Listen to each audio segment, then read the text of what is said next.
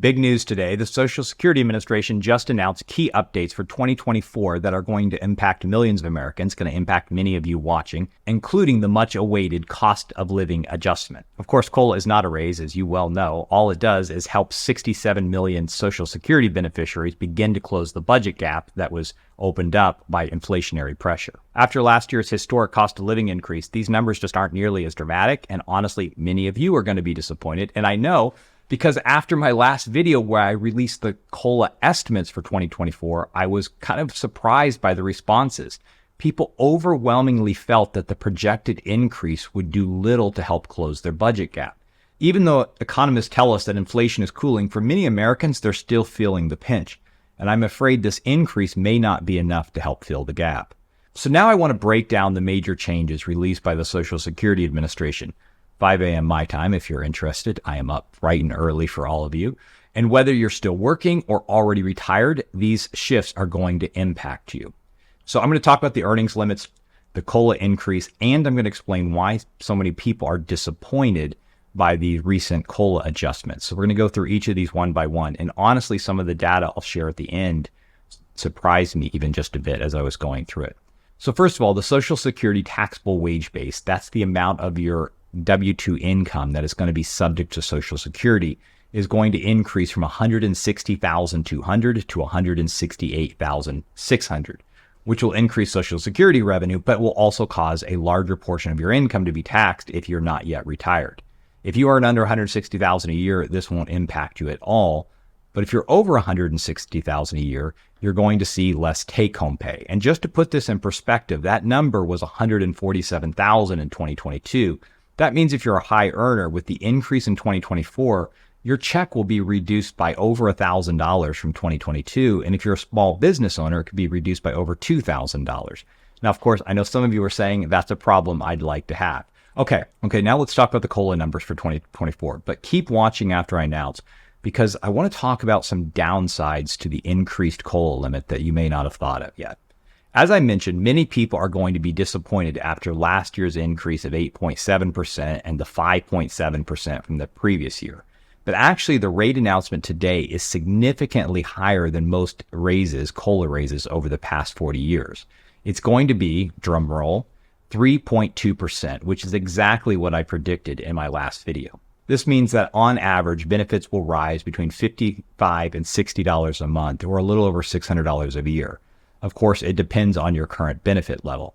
And so now I want to shift and I want to talk about how this increase could impact you, or at least have less of a positive impact than many people expect.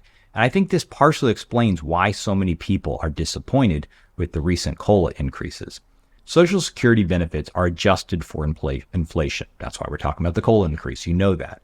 But the benchmarks for the Social Security beneficiaries' tax liabilities, if you're earning other income from 401ks or annuities or pensions, haven't been updated since 1984.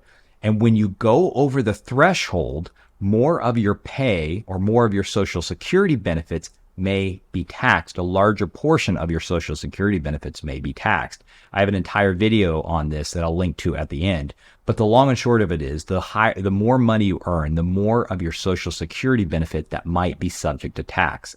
There's a certain threshold. If you earn under it, no benefit is taxed. If you earn a little over that threshold, then 50% of your Social Security benefit is taxed, or subject to tax rather. And then if you earn over another threshold, and I break all those thresholds down in another video, but if you go over another threshold, then 85% of your Social Security benefit is subject to tax. That hasn't been increased since 1984. And so that means as you have these cost of living adjustments, more and more Americans are paying a higher percentage of those benefits and taxes. So the government is saying, hey, here's a cost of living adjustment, but actually we're going to want more of that back. The higher benefits also mean that some older Americans are getting pushed over the income limit for certain benefits, like the Supplemental Nutrition Assistance Program. Say that fast, just SNAP for short. Getting pushed over the income limit for SNAP, for rent subsidies, and for heating assistance. According to a survey by the Senior Citizens League, 62% of respondents reported they got lower levels of assistance or lost some assistance last year due to the COLA increase. The other thing the survey revealed is that an overwhelming number of older Americans are feeling very pessimistic about their finances over the coming months and years. And a couple of reasons for that. First of all, it's because they're concerned that their Social Security benefits are going to be cut because of and the worries about the solvency of the Social Security program. I am less concerned about that, but that's for another video. 68% of survey respondents reported that their household expenses remain at least 10% higher than 1 year ago, although the overall inflation rate has slowed. And there's just a worry that the retirement income just won't be enough to cover all the expenses in the coming months. But here's what really surprised me. 26% of survey respondents who have received Social Security for more than 3 years report paying taxes on a portion of their benefits for the first time during the 2023 tax season. So for the year 2022 tax year, according to the Senior Citizens League. And the group expects, and I also expect, that more and more Social Security beneficiaries are going to have more of their benefits taxed in 2024 because of the recent COLA increase. So the government gives you a check, but then takes some of it back. Now, this is why planning around income and taxes is so important. And for some of you, it's just impossible to get around. But with proper planning, some of you may be able to reduce the amount of your benefit that's subject to tax.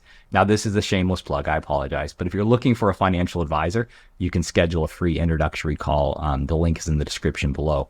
The failure of the government to increase the tax threshold and continuing to use CPIW, and just this is another whole conversation, but the government adjusts COLA based upon the CPIW, an index that more heavily weights costs for transportation, food, and apparel, and other expenses that would be purchased by urban non-retirees over the CPIE, means that many retirees are going to be, many of you are going to be disappointed with today's announcements because it's just not enough to close the gap that caused by inflation. And because for many of you, you're going to see more, even though you have a larger check, you're going to see more of that benefit taxed.